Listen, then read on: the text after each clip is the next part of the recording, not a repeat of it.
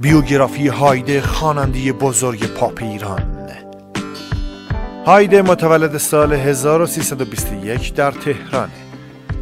یه خواننده بزرگ موسیقی پاپ و سنتی در ایران، با صدای به ارث رسیده از مادرش و با الگو از دلکش به موسیقی روی آورد.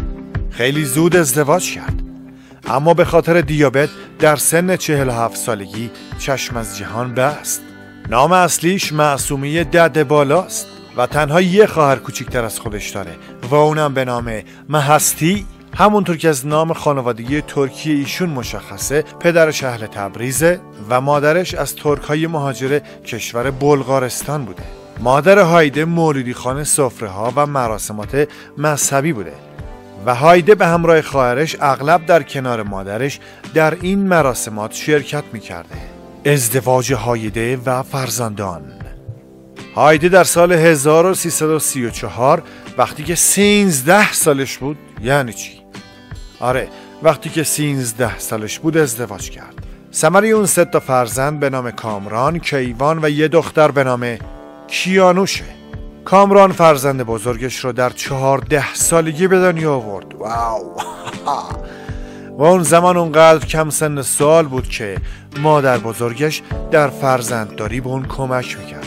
اولین آهنگ هایده به خاطر مخالفت شوهرش 3 سال دیرتر از خواهر کوچکترش یعنی مهستی فعالیت خودش را آغاز کرد. او اولین بار در سال 1347 وقتی که 26 سالش بود ترانه آزادی با آهنگسازی علی تجویدی را در رادیو اجرا کرد. از پاپ تا شهرت.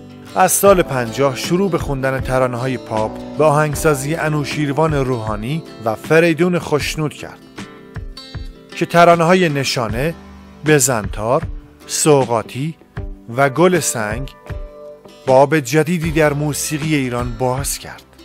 خروج هایده از ایران.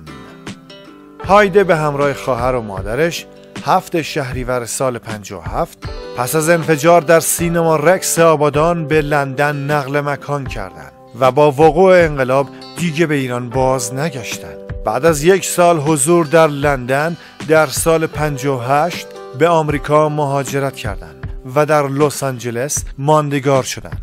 کنسرت های هایده.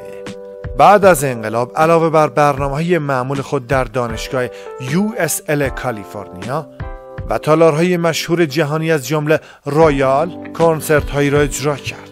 از دیابت تا فشار و مرگ هایده که از دوران نوجوانی به بیماری دیابت دچار بود، کم کم فشار خون و ناراحتی قلبی نیز پیدا کرد. اما اون به این بیماری ها بی‌اعتنایی کرد و این وضعیتش رو بدتر و بدتر کرد. اون در آخرین شب زندگی خود در باشگاه کازابلانکا، در حالی که وضعیت مناسب جسمی هم نداشت، آخرین برنامه کنسرت کوچک خودش رو اجرا کرد. روز بعد در 30 دی سال 68 وقتی که تنها 47 سال داشت، به خاطر سکته قلبی ناشی از بیماری‌های زمینه‌ای درگذشت. محل دفن هایده در گورستان وست‌وود در لس آنجلس کنار مادرش به خاک سپرده شد. در این گورستان فرانک زاپا و مرلین مونرو و خواهرش مهستی نیز دفن شدند. در مراسم دفن هایده نزدیک به 20,000 نفر شرکت کردند. آزمایش صدای هایده.